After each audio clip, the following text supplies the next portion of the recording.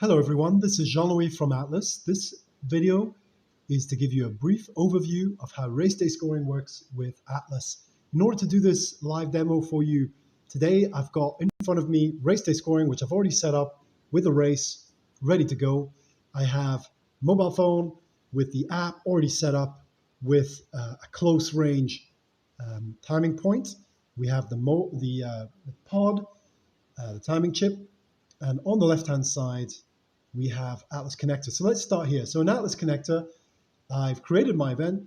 I have my root folder link, which is what I create in order to set up the link between Atlas and race day scoring. I'm going to show you how to do that in a second. And here I have my timing points. Now, my timing points, you can think of these as the same as streams in race day scoring.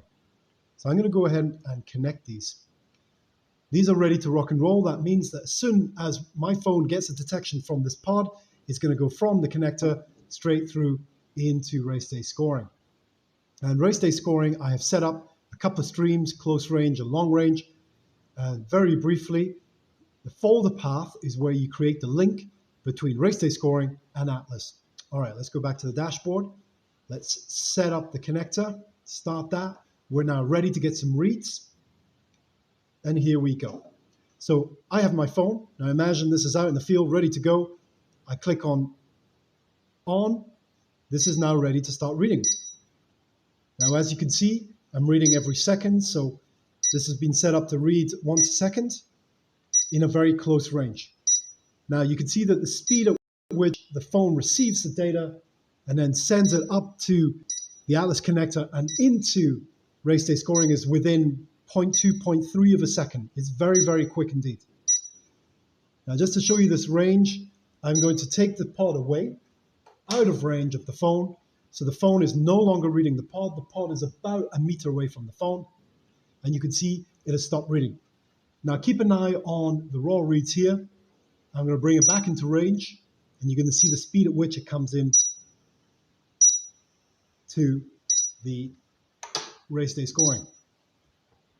Now, that is a very brief overview of how it all works.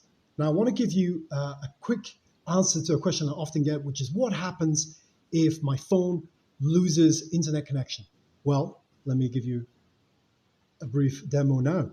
So I've turned off the Wi-Fi. The phone is telling me I've lost internet connectivity. I can see that as well because my bar here says no internet connection. Now, it's still going to read the pod. So it's reading the pod. So I've got 4 readings now. And what I'm going to do is you can see that there's no readings coming through to connector or indeed into race day scoring. So I'm going to turn the Wi-Fi back on. So it's just going to take a few seconds to think about that and to go back up to the server and say, hey, I'm back on. That's what it's now done. And if I take you to the detections page,